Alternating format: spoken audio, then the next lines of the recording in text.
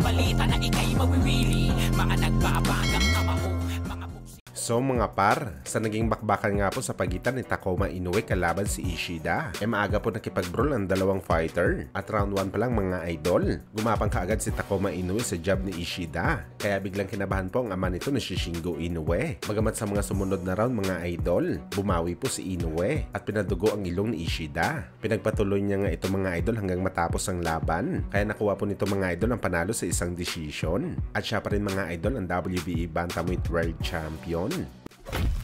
Samantala sa naging bakbakan naman po mga idol, sa pagitan ni Teji Doheny kalaban ng ating kababayan na si Braille Bayugos sa undercard ni Luis Neri at Inoue, matagumpay po mga idol. Nakuha ni Doheny ang panalo sa isang round 4 knockout. Dalawang body shot mga idol ang nagpatiklob sa undefeated na Pinoy. Kaya dahil sa panalo na to ni Teji Doheny mga idol, aasahan natin na makakuha ito ng malaking laban sa kanyang next fight.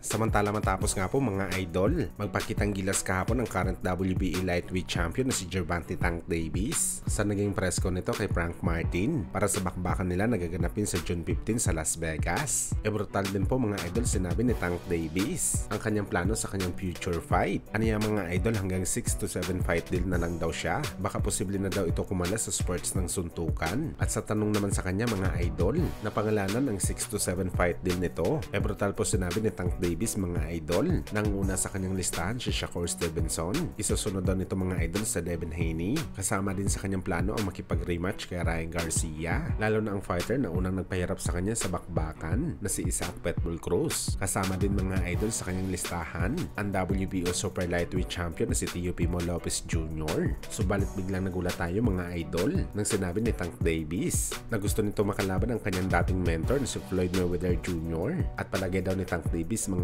idol, si Floyd daw ang posibleng mahirap niya na makakalaban sa bakbakan sa lahat ng fighter na nabanggit na gusto niyang makalaban. At hindi lang pala mga idol, si Mayweather Jr. ang gustong tingusan ni Tank Davis sa laban. Pati na rin pala mga idol ang dating kaibigan nito na si Errol Spence Jr. Aniya mga idol, wala naman daw siya plano na labanan si Spence sa isang pro fight. Gusto talaga nito sagupain si Spence sa away kalye. Ibig sabihin lang nito mga idol, patayan talaga na bakbakan ang gusto ni Tank Davis na mangyari sa laban nito kay Spence. Sa mga hindi nakakala mga idol, ilang buwan na nga po nagpapalitan ng maanghang na mensahe si Tank Davis at Spence. Nagumpisa lang ito mga idol matapos kumalas si Spence sa dati nitong trainer na si Derek James. At sa ngayon mga idol, mas lalong nagkagalit si Spence at Tank Davis dahil makakalaban ni Davis Boy mga idol ang unang alaga ni Spence sa kanyang promotion na si Frank Martin. Kaya asahan natin mga idol na magiging mainit ang palitan ng hindi magagandang salita sa pagitan ni Errol Boy at ng dating kaibigan nito na si Tank Davis.